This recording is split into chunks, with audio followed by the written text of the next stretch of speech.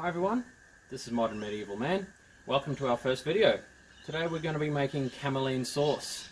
It's a sauce that contains cloves, cinnamon and ginger as the primary spices. It also contains some walnuts as well as raisins. Today we're just going to be using some modern ingredients as well. I don't have time today to make some stock as well as chop up the bread.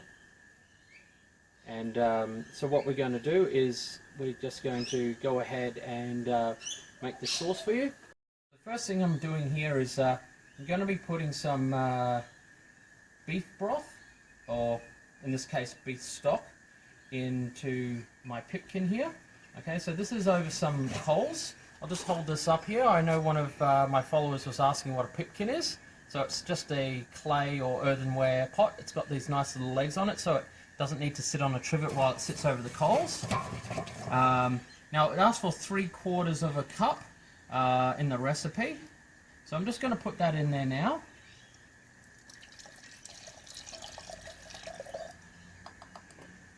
We're just going to stir that so it starts heating up.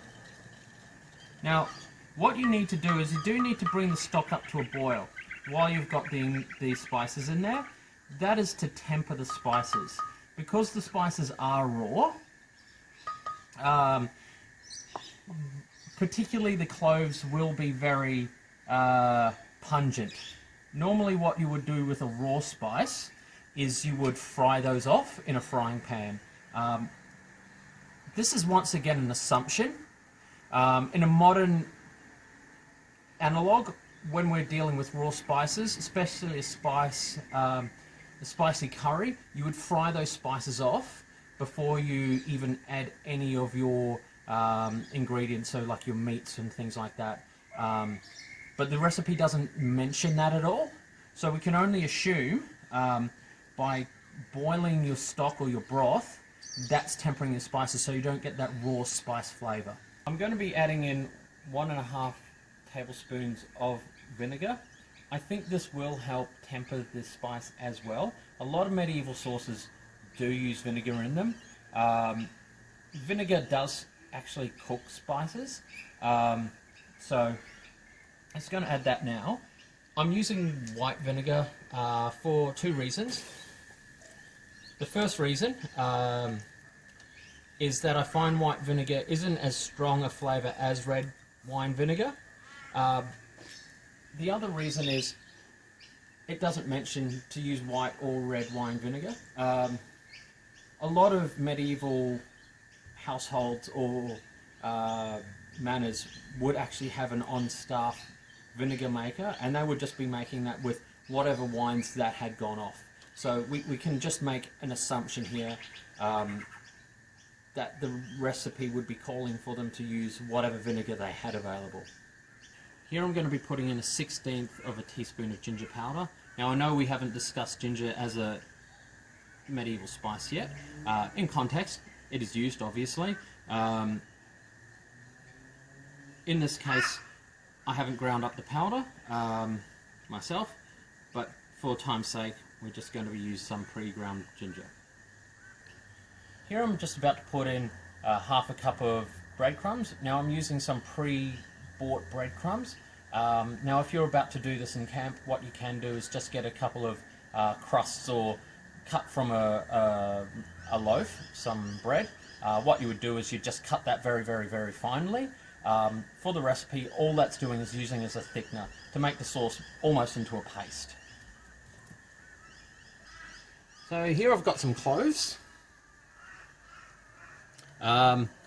Cloves are one of those spices that we really do need to temper. It's very pungent. Now with the cloves, I don't have clove powder. In all the years that I've been using spices, I've never been able to find clove powder. So what I'm going to do is use my little medieval mortar and pestle here.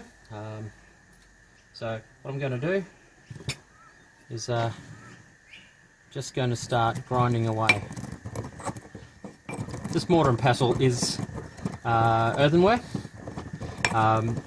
you do find medieval mortar and pestles in stone and wood. So you would probably be finding a wooden mortar and pestle being used to make sort of pastes, not really grinding for spices. Stone ones you would be using for spice grinding, much like you would be finding in sort of Asian and modern European kitchens for grinding spices and things like that as well. So once I've got this down to a fine powder, or close to, because cloves are very oily, so it's very hard to get them into a powder, I'll be adding that into the sauce.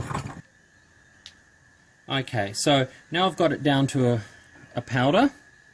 I'm going to be adding 1/8 of a teaspoon. Now, I'm going to try to get as much powder as opposed to those large chunks, and that's really just because those large chunks are going to sit in your mouth while you're eating it, and they're not going to be very pleasant. So the next one we got here is cinnamon.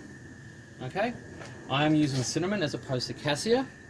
The important thing we've got here is, as you can see, it's multiple layers of the very thin bark, as opposed to cassia, which can be very thick in the quill and would roll in on itself.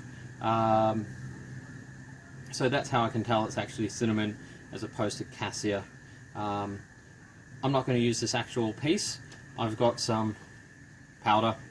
Now, having added 1/4 teaspoon of cinnamon, the only two things that are left to add are walnuts and raisins. And then I'll boil that until the raisins are full and plump and the spices have tempered, and they'll be ready to be served with lamb, because Carmaline sauce is recommended to be served with lamb, and particularly roast lamb, as its primary purpose.